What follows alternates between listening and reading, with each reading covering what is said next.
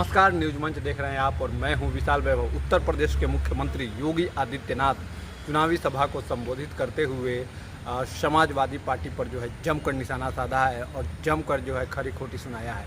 क्या कुछ कहा है अपने पूरे संबोधन में योगी आदित्यनाथ, आइए आपको हम योगी आदित्यनाथ के संबोधन को सुनाते हैं। बने रहिए न्यूज मंच के साथ। न्यूज मंच के लिए उत्तर प्रदेश से गणेश कुमार के साथ विशाल वैभव, पटना।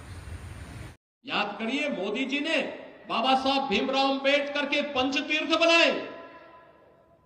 बाबा साहब भीमराव अंबेडकर से जुड़े हुए पंचतीर्थ मोदी जी के कारण बने। और यही नहीं, दुनिया के अंदर सबसे बड़ी प्रतिमा, सबसे बड़ी मूर्ति, लौह पुरुष, भारत के अखंडता के शिल्पी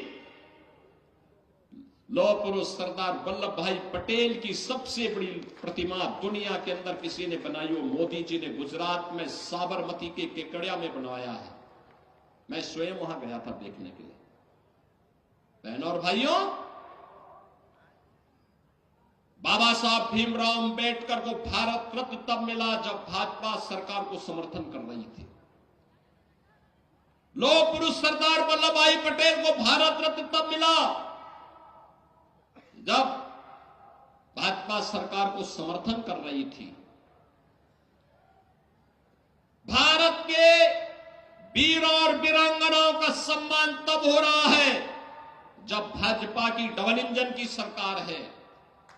महाराज सुहेलदेव को 1000 वर्षों के बाद सम्मान तब मिल रहा है जब भाजपा की डबल इंजन की सरकार है। बहराइच में महाराज सुहेलदेव 10वीं शताब्दी में जिन्होंने भारत के गौरव को दुनिया के सामने भारत के शौर्य और पराक्रम को रखा था।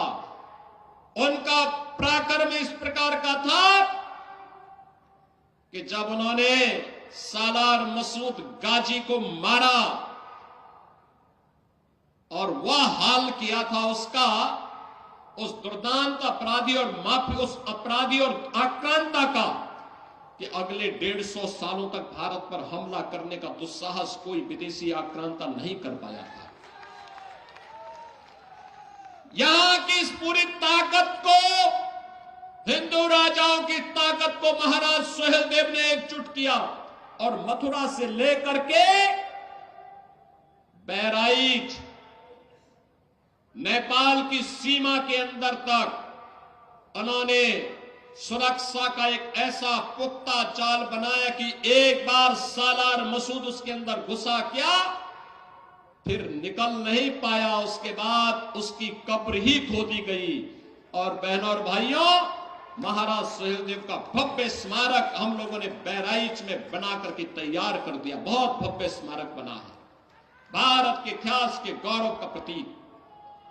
जो सम्मान इस महापुरुष को मिलना चाहिए था वह भाजपा दी है। सपा तो इसलिए नहीं दे रही थी क्योंकि सपा तो नाम भी नहीं लेती, क्योंकि उसको भय है अगर वह सम्मान देगी तो कहीं मुस्लिम वोट न खिसक जाए। अब आप बताओ, क्या हम अपना महापुरुषों का सम्मान करना भूल जाए क्या?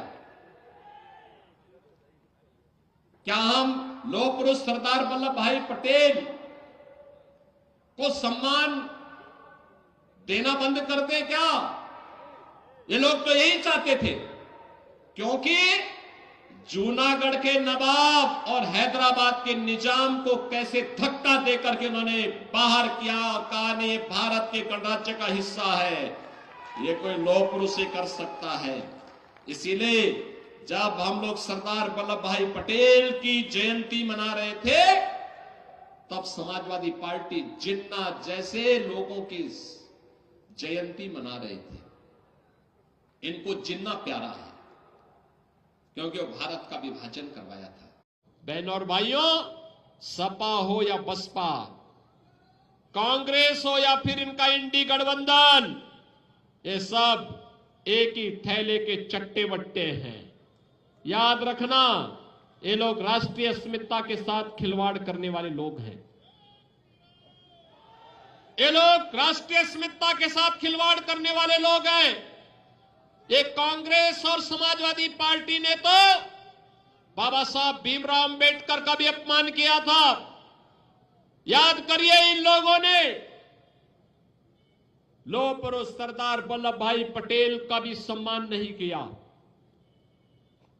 ये लोग देश के अंदर आतंकवाद भड़काने का काम कर रहे हैं।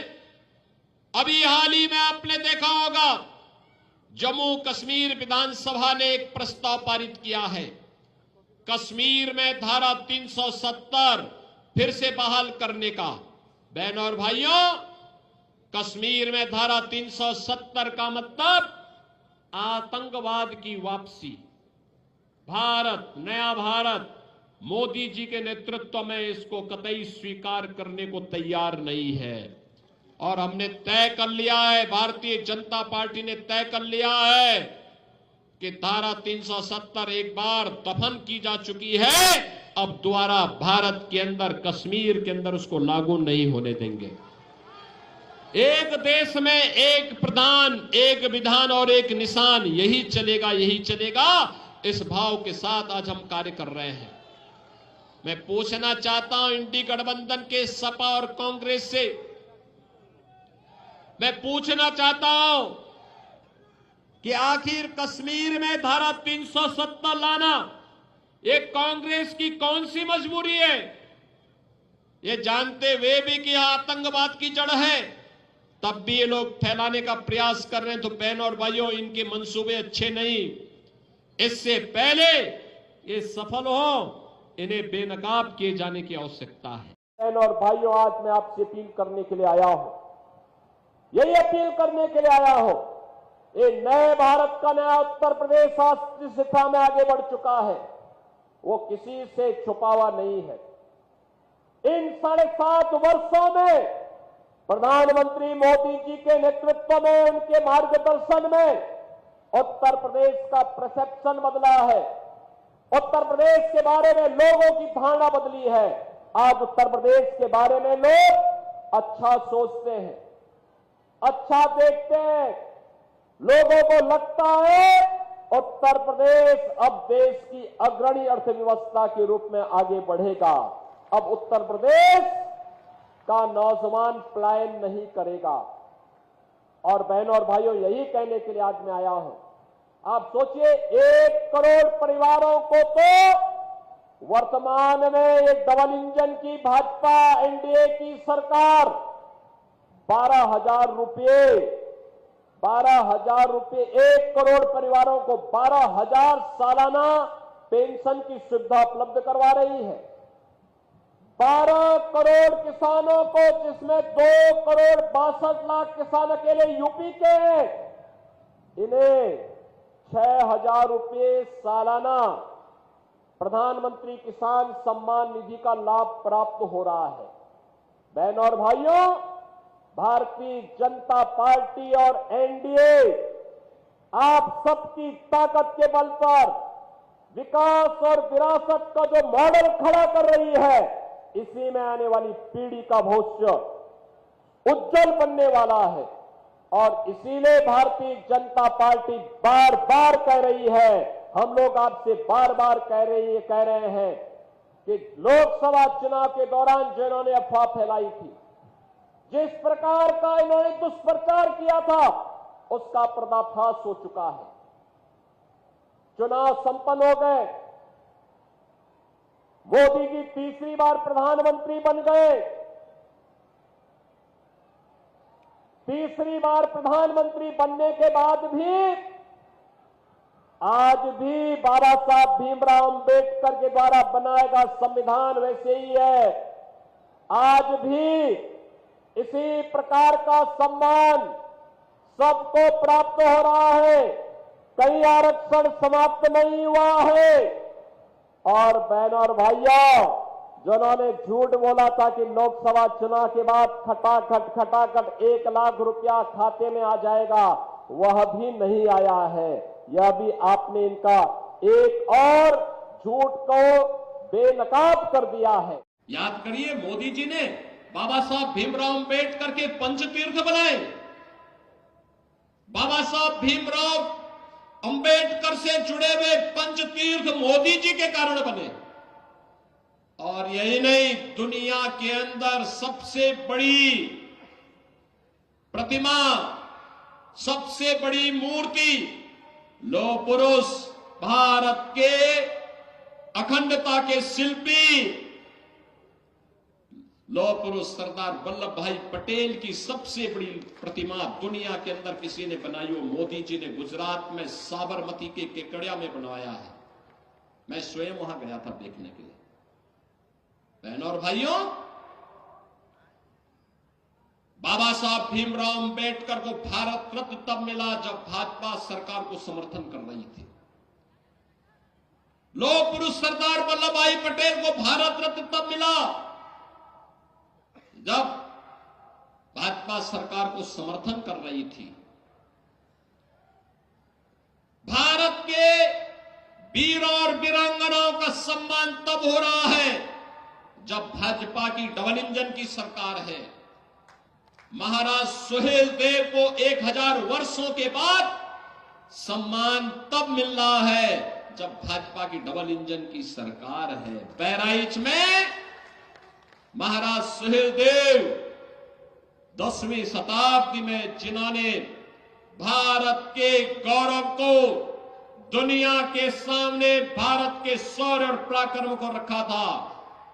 उनका पराक्रम इस प्रकार का था कि जब उन्होंने सालार मसूद गाजी को मारा और वह हाल किया था उसका, उस दुर्दांत अपराधी और माफी, उस अपराधी और आक्रांता का, कि अगले 150 सालों तक भारत पर हमला करने का दुस्साहस कोई विदेशी आक्रांता नहीं कर पाया था। यहां की इस पूरी ताकत को, हिंदू राजाओं की ताकत को महाराज सुहेल देव ने एकजुट किया और मथुरा से लेकर के बहराइच नेपाल की सीमा के अंदर तक उन्होंने सुरक्षा का एक ऐसा पुख्ता जाल बनाया कि एक बार सालार मसूद उसके अंदर घुसा क्या, फिर निकल नहीं पाया। उसके बाद उसकी कब्र ही खोदी गई। और बहनों और भाइयों, महाराज सुहेलदेव का भव्य स्मारक हम लोगों ने बहराइच में बना करके तैयार कर दिया। बहुत भव्य स्मारक बना है, भारत के इतिहास के गौरव का प्रतीक। जो सम्मान इस महापुरुष को मिलना चाहिए था वह भाजपा दी है। सपा तो इसलिए नहीं दे रही थी क्योंकि सपा तो नाम भी नहीं लेती, क्योंकि उसको भय है अगर वह सम्मान देगी तो कहीं मुस्लिम वोट न खिसक जाए। अब आप बताओ, क्या हम अपना महापुरुषों का सम्मान करना भूल जाएगा? क्या हम लौह पुरुष सरदार वल्लभ भाई पटेल को सम्मान देना बंद कर दे क्या? ये लोग तो यही चाहते थे, क्योंकि जूनागढ़ के नवाब और हैदराबाद के निजाम को कैसे धक्का देकर के उन्होंने बाहर किया और कहा नहीं, भारत के गणराज्य का हिस्सा है, ये कोई लौह पुरुष ही कर सकता है। इसीलिए जब हम लोग सरदार वल्लभ भाई पटेल की जयंती मना रहे थे, तब समाजवादी पार्टी जिन्ना जैसे लोगों की जयंती मना रहे थे। इनको जिन्ना प्यारा है क्योंकि वो भारत का विभाजन करवाया